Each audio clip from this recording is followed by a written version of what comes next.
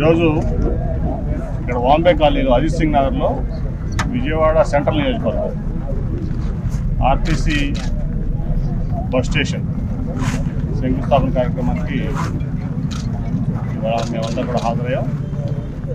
మీరు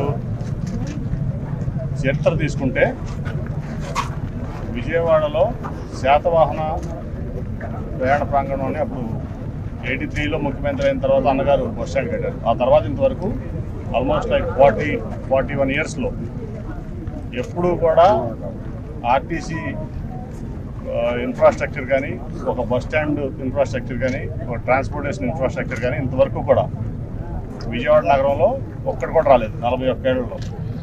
ఇవాళ ముఖ్యమంత్రి జగన్మోహన్ రెడ్డి గారి యొక్క ఆశీస్సులతో మన ఇక్కడ సెంట్రల్ ఎమ్మెల్యే మల్లాది విష్ణు గారి కృషితో ఇవాళ ఇక్కడ ఆర్టీసీ ఈ ప్రాంతం అంతా కూడా చాలా అభివృద్ధి చెందుతుంది. ఫ్యూచర్ అంతా కూడా ఇటు పక్క చాలా బస్ ట్రాన్స్పోర్టేషన్ అవసరం ఉంది అని చెప్పి ఇక్కడ ఒక బస్ స్టేషన్ దాన్ని నిర్మిస్తానికి వాళ్ళు శంకుస్థాపన చేసుకున్నాం.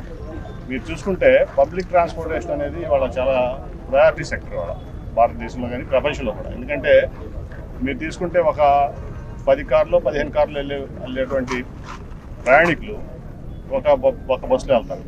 అలాగే మెట్రోస్ తీసుకుంటే కొన్ని 100 కార్లలో కొన్ని 100 బస్సులు వెళ్ళేటువంటి వ్యక్తులు మెట్రోలో ట్రావెల్ చేస్తారు. కాబట్టి ఎందుకంటే ఈ ట్రాఫిక్ అనేది పెరిగిపోతున్న పరిస్థితిలో ఇంటికి ఒక 4 కార్లు ఉంటున్న పరిస్థితిలో ఇవాళ ప్రతి ఒక్కళ్ళు కూడా మళ్ళీ ఫోకస్ అంతా కూడా ప్రతి ప్రభుత్వానికి, రాష్ట్ర ప్రభుత్వం అవ్వచ్చు, కేంద్ర ప్రభుత్వం అవ్వచ్చు, వరల్డ్ వైడ్ అవ్వచ్చు, ఇవాళ పబ్లిక్ ట్రాన్స్పోర్టేషన్ మీద ఎక్కువ ఫోకస్ ఉంది, ప్రయారిటీ కూడా ఉంది.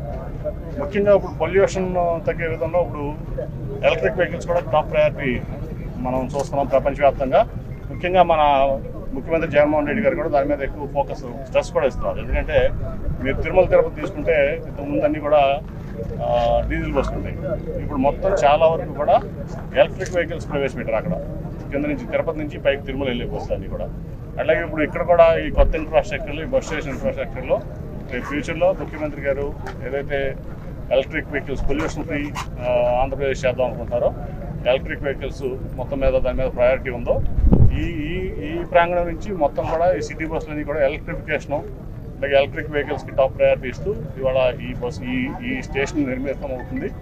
One of the modern bus స్టేషన్స్గా ఆంధ్రప్రదేశ్లోనే కాదు భారతదేశంలో one of the modern bus స్టేషన్స్గా దీన్ని డిజైన్ చేస్తారు, దాన్ని నిర్మిస్తారు కూడా. త్వరలోనే మళ్ళీ ఎన్నికలైన తర్వాత మళ్ళీ ఖచ్చితంగా జగన్మోహన్ రెడ్డి గారు ముఖ్యమంత్రి అవుతారు. ఆయన తీసుకొచ్చి ఈ ప్రారంభోత్సవం జరుగుతుంది.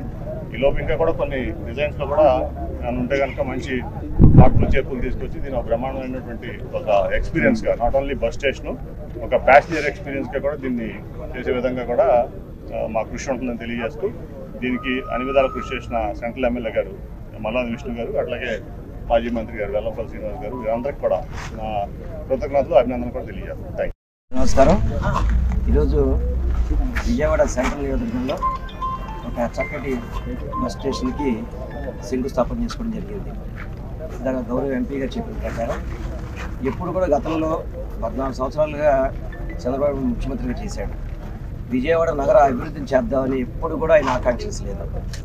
గతంలో కూడా 5 సంవత్సరాలు కూడా అమరావతి అని చెప్పని విజయవాడ ప్రజల్ని మోసం చేసిన వ్యక్తి తప్ప విజయవాడ నగరానికి ఒక చిల్లి గవ్వ కూడా అభివృద్ధిలో కానివ్వండి దేంట్లో కూడా కనీసం అవకాశం కల్పించిన వ్యక్తి కూడా కాదు.